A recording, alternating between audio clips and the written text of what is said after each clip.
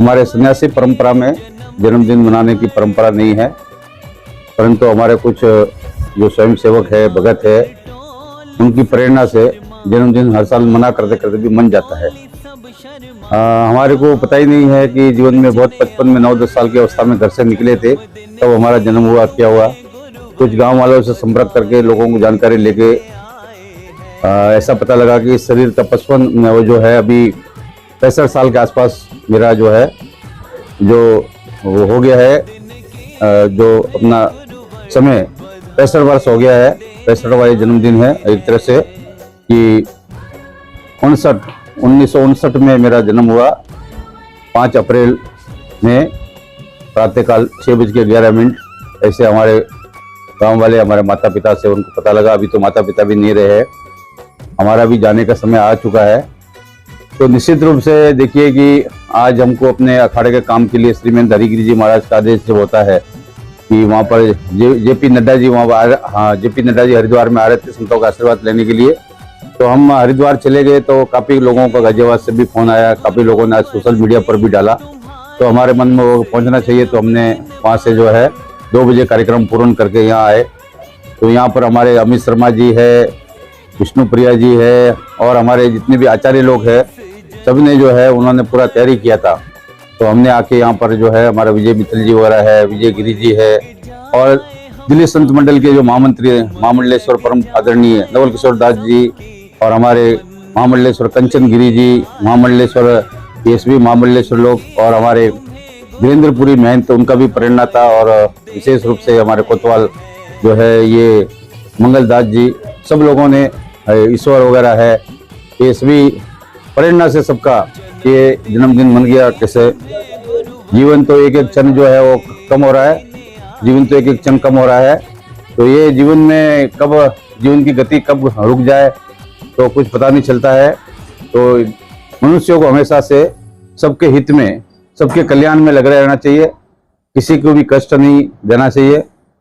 हमारे मन से भी बहुत बार ऐसे शब्द निकल जाते हैं जो कि हमारे जो सहयोगी है उनको कष्ट होता है, दुख होता है, परंतु क्या होता है कि मनुष्य जीवन है तो इसमें बहुत बार जो है हम नहीं चाहते हुए भी बहुत से प्रकार के शब्दों को निकल जाता है। तो निश्चित रूप से हमारे गुरु लोगों की, हमारे महाराज जी कहते थे, गौरीगिरी जी महाराज, ये संत को कभी भी जो है अपना जन्मदिन नहीं मनाना चाहिए। हम लोग हमारे गुरु जी का हमेशा पुण्य स्मृति मनाते हैं। गौरीगिरी जी महाराज की पुण्य स्मृति है, रामगिरी जी महाराज, यहाँ पर 28 जो है करीब महंत हो गए, कुछ सिद्ध संत हो गए, कुछ अपना 16-15 करीब महंत हो गए, तो 28 संतों की समाधि है। तो पुण्य स्मृति के रूप में हम कार्यक्रम यहाँ मनाते हैं।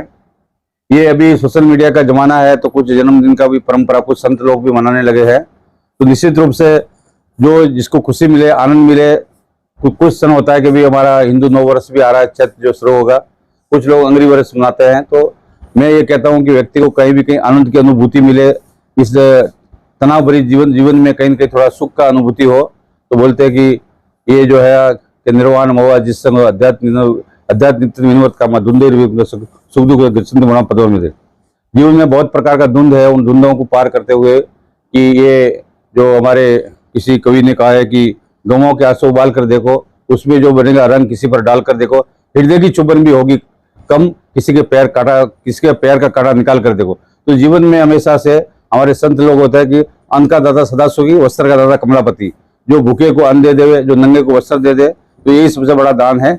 और जीवन में हमेशा से सबके लिए भलाई का सोचना चाहिए और प्रत्येक मनुष्य की उत्थान के लिए व्यक्ति को प्रयास करना चाहिए। तो निश्चित रूप से परमात्मा की कृपा होती है, दुधेश्वर भगवान की कृपा से, और हमारे गुरु मूर्ति जो समाधि वाले हैं उनकी कृपा से आज आपका सभी लोगों की भावनाओं को रखते हुए मैंने जन्मदिन मनाना अपने आप में जो है अपना मन तो स्वीकार नहीं किया, हमारी परंपरा ऐसी नहीं है, परंतु आपकी भावनाओं को मानते हुए हमने उस जन्मदिन के रूप में मैं जो 65 वर्ष की अवस्था में प्रवेश हो रहा हूं। तो मैं ये समझता हूं कि हमारा 65 वर्ष मेरा कम हो गया, अब जीवन के कुछ शेष दिन रह गए हैं जो कि अभी पता नहीं जो ये श्वास कब निकल जाए, कब जीवन ये शरीर पूरा हो जाए।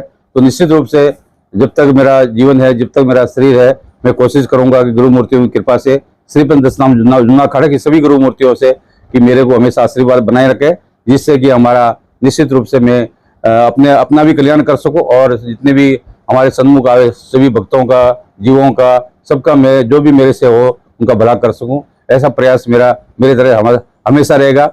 मैं समस्त गुरु मूर्तियों को ओम नमो नारायण करते हुए अपनी वाणी को विराम देता हूँ। सर्व मंगल मांगल्ये शिवे सर्वार्थ साधिके शरण्ये त्र्यंबके गौरी नारायणी नमस्तुते। हर हर महादेव। जय श्री राम।